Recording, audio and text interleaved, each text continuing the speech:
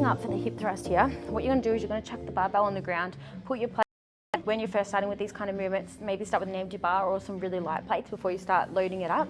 This is a movement that's working the glutes, so it is going to be like you will be able to go a lot heavier in this than anything that's like, say, upper body related, just because the glutes are like such a big, strong muscle group. You'll notice that I've got a fairly small bench here. So most gyms have a bench the size of about this one here behind it.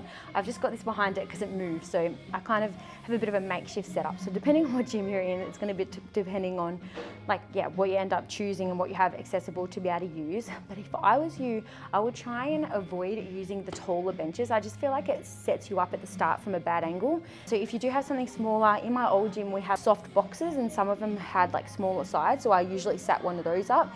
But this gym has the coolest thing for hip thrust. Like, I don't know whether these, I should probably know this, but like I don't know whether they're designed for hip thrust, but I mean, they're the perfect thing. Maybe that's what they're for. Maybe that's why they were created. I don't know. Anyway, I love the fact that I can use it. I'm obsessed with it. It's so good. The barbell, the little cushion thing that you can wrap around it, or else grab your towel and wrap it around a fair bit, because it will put a lot of pressure on your hips.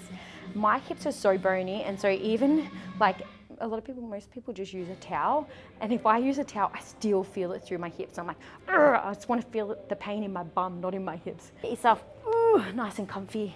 I have a love-hate relationship with these because, I mean, I love them, but I hate them, you know that kind of feeling? You know they're so good and they just feel so good, but they hurt at the same time. So what you're gonna do is you're gonna end up bringing your feet in. The back of your shoulder blades are actually gonna be sitting back on the box or whatever it is that you're using there. So from here, you're gonna look really ugly, okay? If you don't look ugly doing these, you're doing them wrong.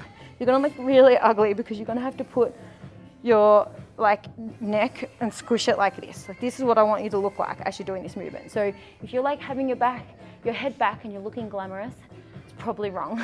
So you want to keep your spine on a really nice neutral angle. So from here, you're gonna literally squeeze in as you're going up. So making sure that you're setting up so your feet are that perfect distance apart there. And from here, holding onto the barbell, pushing it into your hips as you lift it up, and you're gonna squeeze your hips up and squeeze your bum muscles nice and tight at the top of each rep. So from here, next to your chin's tucked in.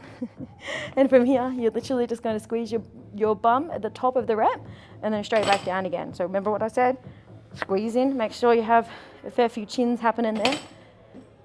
So squeezing at the top and then nice and slow and controlled. So don't just like rush it back down, like really, really, really control this each time. Amazing. Love it. Love it, hate it. It's great though, do it.